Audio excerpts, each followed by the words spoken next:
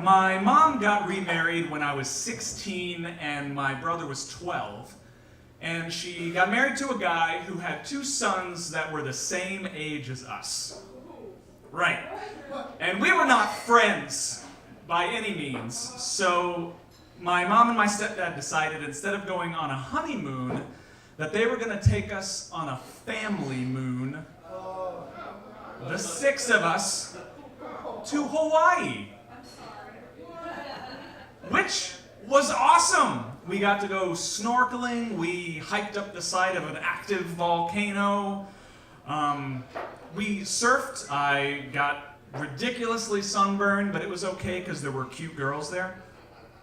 And one of the things we did that was really cool is we went to an authentic luau, which was just like way off on some side beach. It took about 2 hours to get there.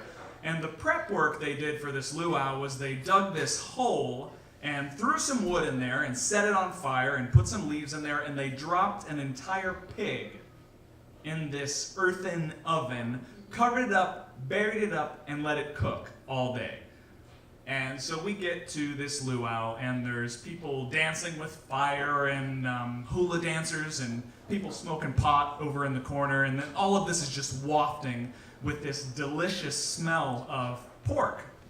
And so they bring it out, and it is the most delicious pork I've had in my entire life. It just like sloughed off and melted in your mouth. It was so amazing.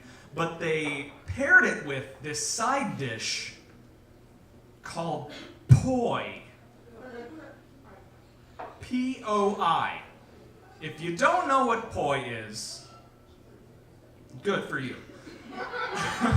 Poi is made of crushed up taro root, and it looks like purple toothpaste. And they describe poi in this fashion. They can say it's a 1-finger, 2-finger, or 3-finger poi, depending on how hard it is to scoop out of the container. This was a 3-fingered poi. And usually when it's made, when it's first made, it's very sweet, but they decided to let it ferment. So to pair this delicious pork with this most disgusting situation just had my brain, like it just wasn't working. And I tried to dip this juicy, delectable pork into this stuff, and I couldn't break the surface of it. So I gave up on that. Found out it's a staple food in Hawaiian culture. It's a bit of an acquired taste, and I didn't really want to spend the time to acquire that taste, so we'll just leave it at that. Never had it again. Has anybody had poi before? Woo woo! Oh my god, it's awful. So fast forward a couple days later, it's our last day on the island. We're about to get ready to get on the plane, and we're heading out, and we stop for lunch at a place called Moose McGillicuddy's. Moose McGillicuddy's is kind of like TGI Fridays or Applebee's in the sense that you go in and you see all this paraphernalia on the walls, and when we walk in and I'm in the lobby and I see this wall of fame that they have up on the wall, and I see all these people with triumphant faces, and I think, what do I have to do to get on that wall? Because I will do it. And I find out that there's a contest. If you eat a certain amount of food in a certain amount of time, you get the meal for free, you get a t-shirt, and you get to be on the wall of fame. And I said, challenge accepted. Sight unseen. And I found out later that what I would be served was a triple cheeseburger, fully loaded, a Mauna Loa of fries with cheese on it, and then this double-decker apple cobbler a la mode mess. And I had 30 minutes to eat it. Well, naturally, I ate it in 15 minutes. Thank you. And the server came over and I said, all right, I did it. You ready to take my picture? Do I get my t-shirt? And he's like, oh, I'm sorry, you're disqualified. And I was like, they didn't help. I did it all by myself. They said, I'm sorry, the contest is sponsored by Foster's, which if you don't know is Australian for beer.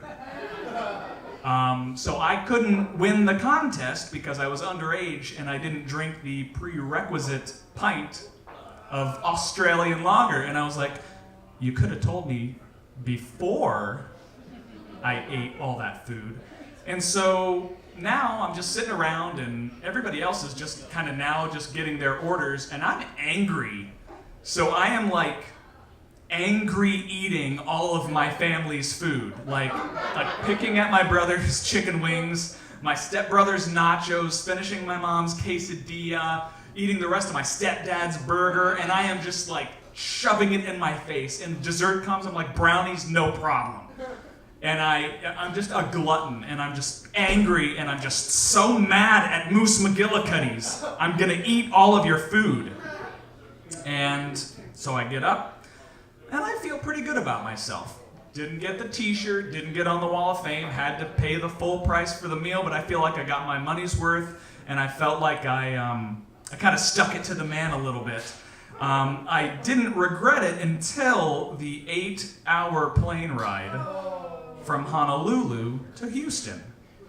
And I am sitting in the plane next to this cute girl across the aisle. I think she was on a school trip or something, and I'm kind of trying to flirt with her all the while, like clandestinely belching and like farting over here on my stepbrothers.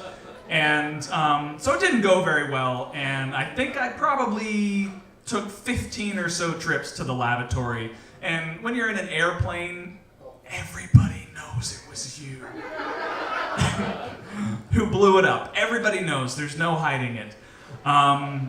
So, you know, when people think of trips to Hawaii, they think of, you know, the beautiful beaches, all the fun, and I just think of the gastrointestinal stress that I experienced on that 8-hour plane ride. So, fuck you, Moose McGillicuddy's. Thank you.